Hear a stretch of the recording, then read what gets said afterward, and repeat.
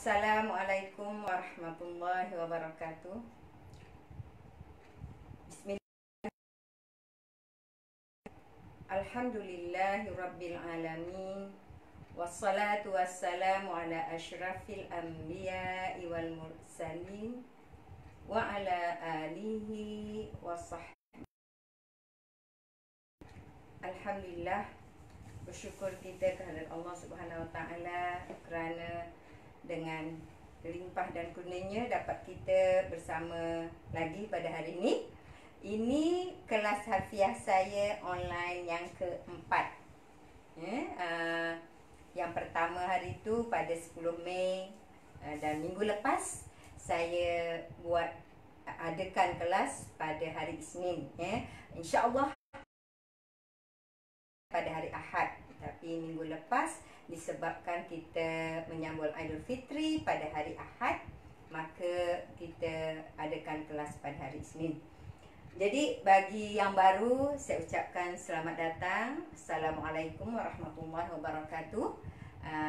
Ada juga antara puan-puan yang hadir di kelas saya secara online ini merupakan anak murid saya di kelas yang sebelum PKP. Saya ada kelas setiap minggu, ada kelas yang setiap bulan. Tengoklah tempat di beberapa masjid. Ada masjid yang kelasnya minggu, ada yang kelasnya hanya sebulan sekali, ada juga yang kelasnya 2 minggu sekali ataupun sebulan 2 kali. Jadi itu adalah bagi yang dah jumpa saya secara berdepan.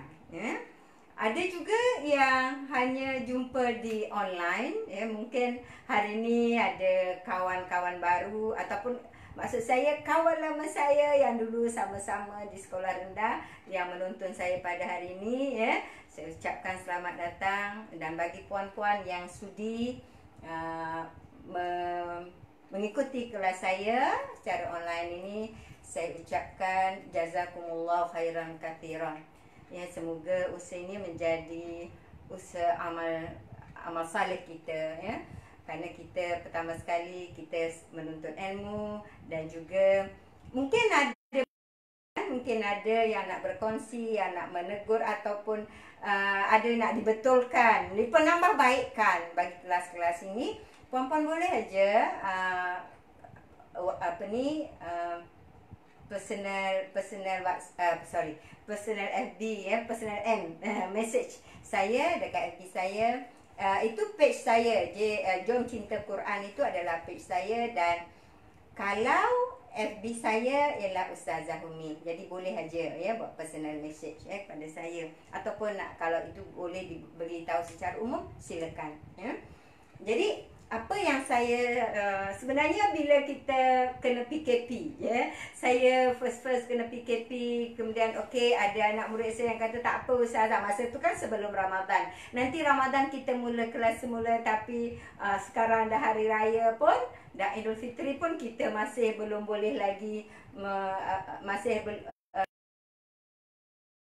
surah pun belum dibuka. Ada antara kelas saya yang di Sungai Ramal sana baru sekali je, sempat sekali je, kemudian dah tak sempat kerana dah PKP.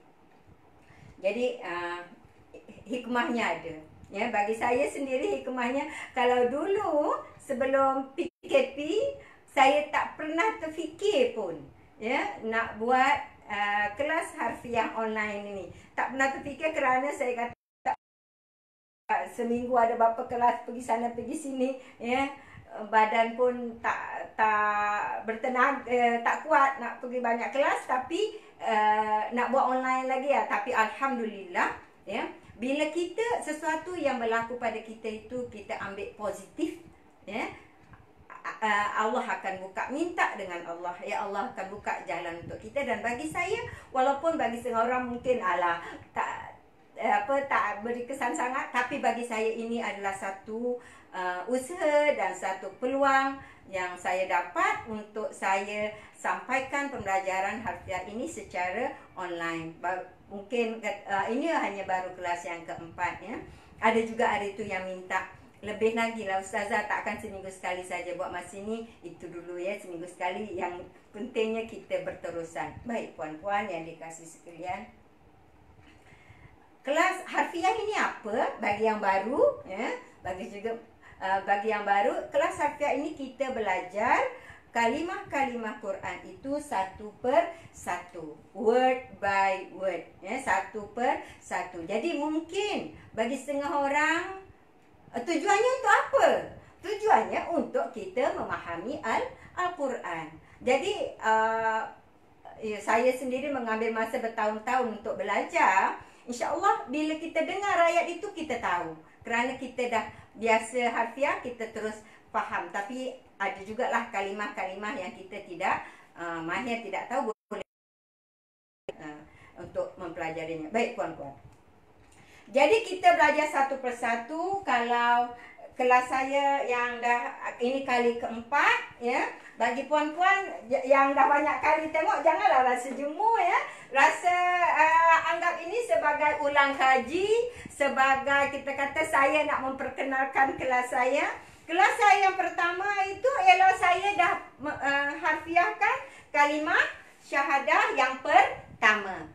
Kemudian saya berikan tadabbur. Jadi bagi puan-puan yang hari ini adalah kali pertama, dalam page saya tu Jom Cinta Quran itu ada. Puan-puan boleh scroll dekat bawah, ada kelas-kelas saya yang pertama, kalimah syahadah yang pertama, ada ayat-ayat yang berkaitan, apa tadabbur yang kita boleh ambil, apa kaitan ayat-ayatnya. Juga kelas ini kalimah syahadah yang kedua pun dah ada.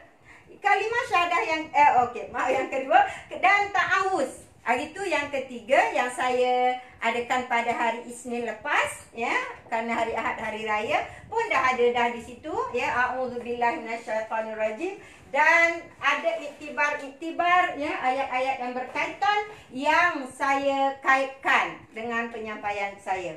Baik puan-puan, hari ini kita akan teruskan ya, sebagaimana saya beritahu dalam kelas saya yang dulu ya. Bagi pelajar saya yang dah biasa dengan kelas saya di masjid-masjid dan surau-surau, saya akan setiap kali kelas saya akan edarkan pembelajaran untuk hari itu ya. Walaupun kita kata kalau di surau tu kelasnya ialah 1 jam, jadi banyaklah yang dapat diharfiahkan. Tapi kita online ni, kita pendek-pendek. Saya pun tahu ya, ramainya orang dia tengok online ni, dia tak tengok lama, tak mampu nak tengok lama, kesibukan dan sebagainya. Jadi kadang saya biasanya pendek-pendek saja kelasnya.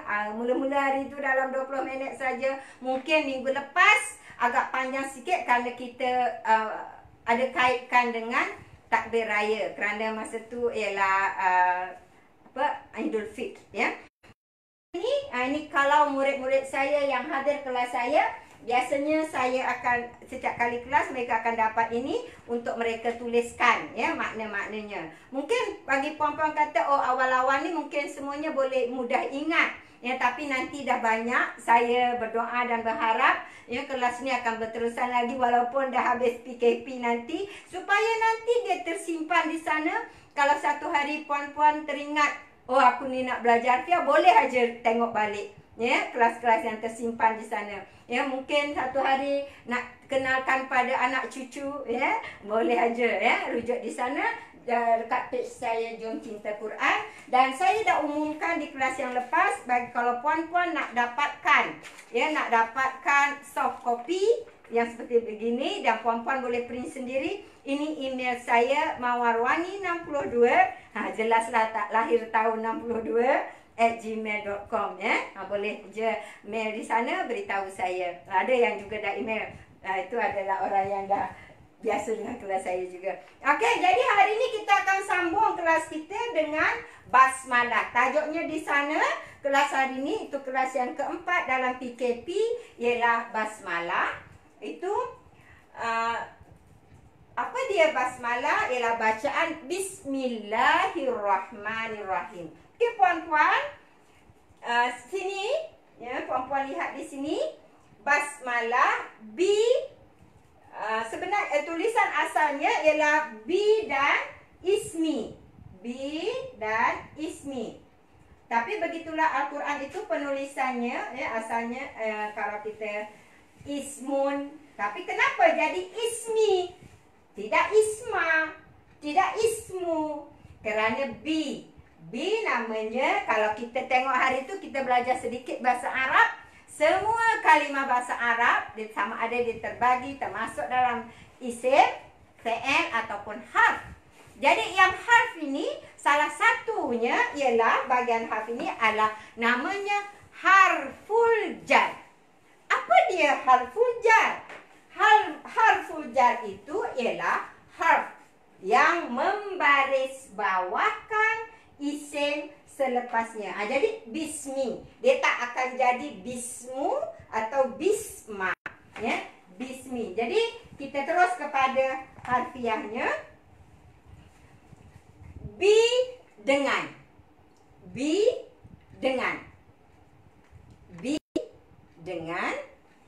ismi, ismi nama, ismi nama.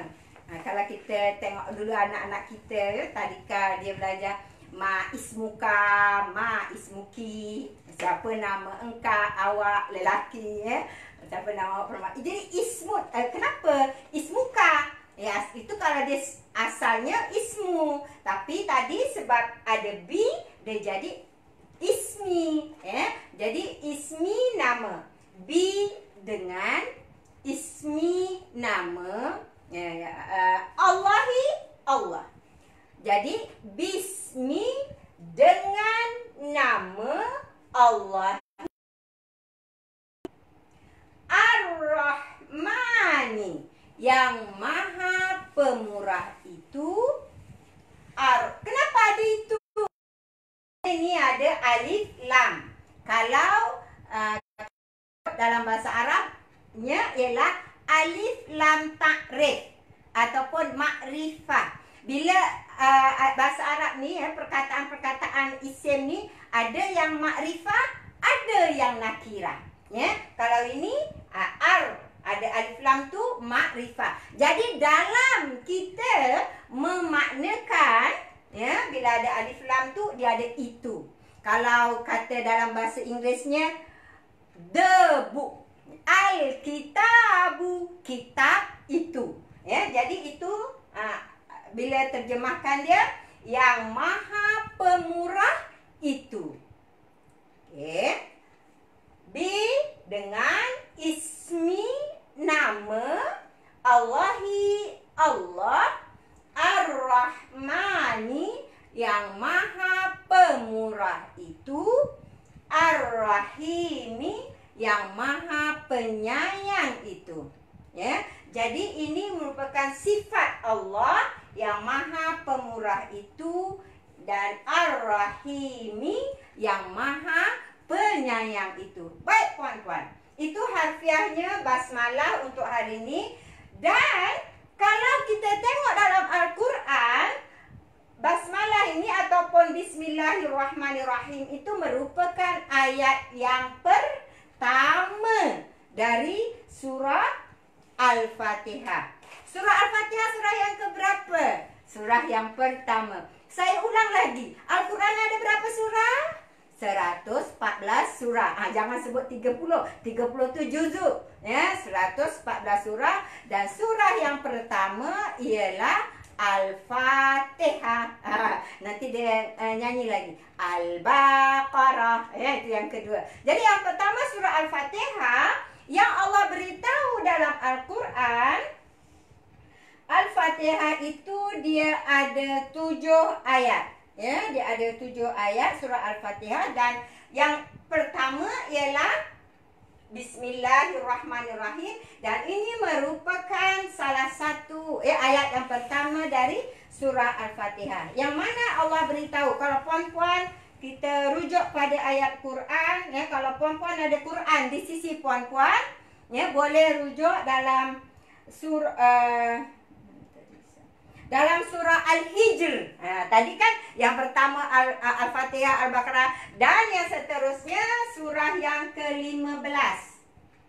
15 itu surah yang ke-15 ialah surah Al-Hijr ayat yang ke-84. 7. Okey. Okey, ayatnya berbunyi a'udzubillahi minasyaitonirrajim. Walaqad atainal Qur'ana walaqad atainal Qur'an. Maaf. Silap. Walaqad ataina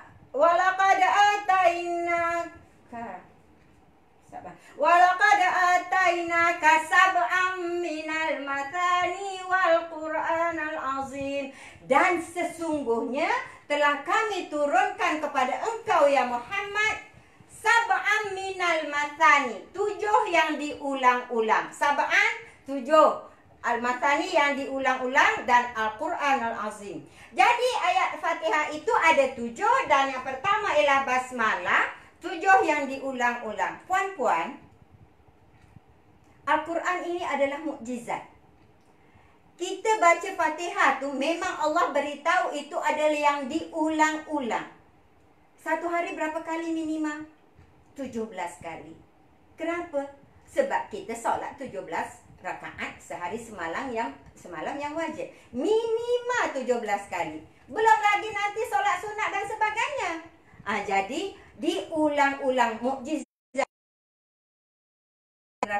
Bahawa kita tu baca Al-Quran, kita tidak akan usang. Dia tidak akan usang daripada banyak ulangan. Kasratir raddi. Ulang banyak kali pun tak akan bosan. Tak akan rasa usang. Itu antara mukjizat Al-Quran. Jadi Al-Quran Al-Fatihah, ayat yang pertama ialah basmalah, dan dia merupakan ayat yang salah satu daripada surah ayat daripada surah Al-Fatihah. Itu ayat yang pertama. Puan-puan, Allah perintah kepada kita basmalah ni, ya, Bismillahirrahmanirrahim. Allah turunkan ayat Al-Quran yang pertama pun, Iqra bismi rabbikal ladzi khalaq. Allah beritahu baca bismi rabbika, dengan nama Tuhan engkau. Maknanya apa? Allah suruh mulakan kita tu baik dari bacaan ke perbuatan ke, mulakan dengan nak baca Quran pun, ya, mulakan dengan bismillah. Sehingga satu hadis yang diriwayatkan, hadis sahih yang diriwayatkan oleh Ibnu Hibban, hadis itu beritahu kullu amrin dzibali la yabda'u fihi Bismillahirrahmanirrahim fahuwa aqta. Semua urusan yang zibali ni yang dibenarkan oleh syariat, ya, urusan yang baik, tapi tidak dimulakan dengan bismillah, fahuwa aqta, itu adalah yang terputus. Maknanya apa? Maknanya kalaupun urusan itu urusan baik, ya, yang kita kata dibenarkan oleh syariat, tapi kalau kita tak mulakan dengan Bismillahirrahmanirrahim, itu adalah yang terputus. Terputus dari, kalau kita kata yang terputus ni, ya, terputus dari rahmat Allah, ya. Jadi kalau kita makan pun, ya, sehingga kalau kita tengok apa kaitannya, kalau kita makan tak baca Bismillah, nanti syaitan tumpang makan. Sebab itu kalau dah tengah-tengah makan, kalau teringat Bismillahi awwaluhu wa akhirahu, ya, kita baca begitu. Kalau kita masuk rumah tak baca bismillah, ya, ada menerangkan, nanti syaitan pun tumpang sekali. Jadi kita baca bismillah ini atas segala perbuatan kita yang Allah izinkan, yang syariat membenarkan kita melakukannya. Tapi hari ini kadang-kadang puan-puan, orang buat perkara yang tak betul pun tapi tak dapat pahala lah. Tetap aja tidak mendapat keredaan Allah, walaupun perkara itu tak betul dia buat, tapi walaupun dia baca bismillah, tak ada rahmat Allah. Cuma orang nak mencuri, kan, dia nak buka padlock, cari kunci mana yang sesuai, bismillah dia kata. Itu memanglah pencuri itu dah terlarang. Tapi walaupun dia baca bismillah, tidaklah akan mendapat rahmat Allah. Jadi kalau kita kaitkan pula ya, satu benda itu asalnya halal. Contohnya ayam, ya, asalnya dia tu halal. Tapi bila tak dibaca disembelih, tidak baca bismillah, maka dia jadi bangkai.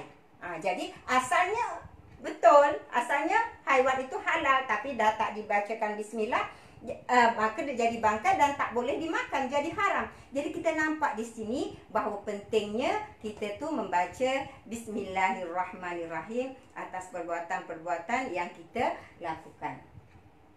Dan puan-puan, Allah perintah, ya, kalau kita tengok dalam ayat yang saya dah baca minggu lepas, ya, halalan tu kullu ma fil ardi halalan tayyiban. Halal dan tayyiban itu dia goes together, sama-sama. Dah halal mesti yang baik, ya. Jadi kalaupun ayam tu tadi, ya, asalnya dia baik, ada zat protein lah, apalah, tapi bila dah jadi bangkai dia tak halal, maka dia tak sinkronis, itu tidak boleh dimakan. Baik, puan-puan, kalau kita nak hari minggu lepas, sekarang ni kalau kita buat minggu lepas saya dah kaitkan kalau asal perbuatan, ya, saya dah beritahu minggu lepas. Hari ini saya akan kaitkan kepada benda. Ya, kenapa minggu lepas kita auzubillah minasyaitanirrajim, saya dah kaitkan dalam kaedah fikih, asal sesuatu perbuatan itu adalah mengikut hukum syarak, sama ada dia hukum syarak membenarkan ataupun tidak. Jadi kalau dalam hari ini saya dah beritahu minggu lepas, saya akan kaitkan pula benda, ya. Benda itu tadi apa? Dari kaedah fikihnya, usul fiqhnya, untuk benda. Kalau perbuatan lagi tu, sebelum kita buat apa-apa perbuatan pun kena tahu. Hukum syarak tu ada 5 tu hukumnya. Wajib ke, sunat ke, mubah ataupun harus ke. Kalau harus Indonesia tu dia lain, dia dah jadi wajib kan. Ini harus Malaysia. Harus tu ialah mubah, kemudian makruh, kemudian haram. Jadi kita kena, dalam minggu lepas saya dah kaedah usul fiqhnya ialah al-aslu fil af'al taqayyudu bi ahkamis syar'i. Itu apa dia? Asal untuk perbuatan dia terkait dengan hukum syarak. Jadi apa maksudnya kat situ? Untuk kita buat apa-apa benda pun kena lihat dari segi hukum syaraknya, boleh tak boleh, ya, apa hukumnya kalau kita lakukan. Kena tengok dulu. Baik, hari ni kalau kita tengok pula hukum benda. Apa hukum benda? Dia punya kaedah usulnya al-aslu, puan-puan boleh lihat di sini, ya. Al-aslu fil asya'i al-ibahah. Asal hukum asal pada benda, ya. Al-ibahah tu mubah. Apa contoh benda? Hari ni saya pakai tudung warna hitam. Nak pakai tudung warna hitam ke nak pakai tudung warna hijau? Ini hitam coklat, itu warna kegemaran saya. Ya, nak pakai warna coklat ke boleh je. Nak pakai selalu warna hitam pun boleh je. Nak pakai nak pakai warna hijau selalu pun boleh je. Selagi apa? Malam yarid dalil tahrim, ya, sehingga tidak ada didapati dalamnya dalil yang mengharamkan, ya. Contohlah, kalau kita tengok apa macam mana contoh. Kalau orang perempuan ni dia pakai emas, maka itu harus boleh, ya. Tapi kalau orang lelaki tu dah jadi haram. Tapi orang lelaki tu nak jual emas boleh aja. Jadi asal benda emas tu harus saja, tapi dah untuk lelaki tak boleh, dia jadi haram. Jadi ini untuk hukum benda. Berbeza dengan minggu lepas, kita kata hukum perbuatan mesti ikut hukum syarak. Tengok, cari dulu hukumnya, barulah kita lakukan. Tapi kalau untuk benda boleh selagi tidak ada dalil yang mengharamkannya, ya. Cuma kita kena hati-hati itulah. Dari segi dalilnya kena cari, macam mana berpakaian dekat luar rumah, ya. Bagaimana itu jilbab, ya. Bagaimana kita nak pakai himar, tudung ni. Jadi itu ada, kena tengoklah, ya, dia punya hukumnya bagaimana. Okay. Jadi puan-puan, untuk hari ini, ya, saya ulang balik semula pembelajaran saya yang dulu, yang asas bahasa Arab, ya. Ini saya padam. Ya, itu asas bahasa Arab bagi siapa-siapa yang tidak biasa belajar bahasa Arab, ya. Memang kadang-kadang belajar bahasa Arab ni pun dah banyak kali pergi kelas kan, tapi mungkin tak melekat, ya, ataupun kita kata mungkin lama tinggal dia hilang, ya. Jadi semua kalimat bahasa Arab, ya, al-kalimatu. Semua kalimat bahasa Arab dia terbagi kepada sama ada isim, ismun, ya, fi'lun, perbuatan, ataupun harf. Itu tadi yang saya kata ini tadi, ya. B ni masuk harf. Harf apa? Harful jar. Bagaimana fungsinya? Dia membariskan bawah isim selepasnya, ya. Ismun ni apa? Nama. Jadi kalau kita bahasa Melayu pun kita ada kata nama, fi'lun, perbuatan, dan harf tu, harf lah, huruf sama ada ila, ala, bi, wa. Itu yang kita selalu jumpa. Ataupun dengan kata lain, kalau kita mungkin kita kata penghubung lah, ya. Ada masa macam wa, tu dia penghubung, wa atap, ya. Dan ada masa wa tu wadami dan sebagainya. Jadi untuk kelas kali ini puan-puan, ya, itu saja. Saya fokus kepada basmalah. Cumanya kenapa saya tak fokus kepada Ar-Rahman Ar-Rahim? Kerana nanti kita akan huraikan tadaburnya, iktibarnya pada ayat ini. Itu ayat yang ketiga. Jadi Al-Fatihah ayat yang pertama ialah Bismillah. Yang kedua, yang ketiga, 4, 5, 6 dan 7. InsyaAllah saya akan sampaikan satu persatu, ya, dari makna ayat-ayat ini dan juga tadabbur pengajaran yang boleh diambil daripadanya. Satu persatu. Mungkin kelasnya nampak slow, ya, bagi pelajar-pelajar saya yang dah menghadiri kelas saya yang secara bersemuka, kena kata lah satu aja, tak apa. Nanti insya-Allah, ya, kita akan berterusan belajar dan cuma kena fokus, ya. Apa yang iktibar tu pun kena diambil iktibar, ya. Kalau kita kalau boleh, kalau kita kata usul kaedah usulnya mengenai ini perbuatan, ambil. Ini untuk perbuatan. Kenalah kita tahu hukumnya dulu sebelum kita buat.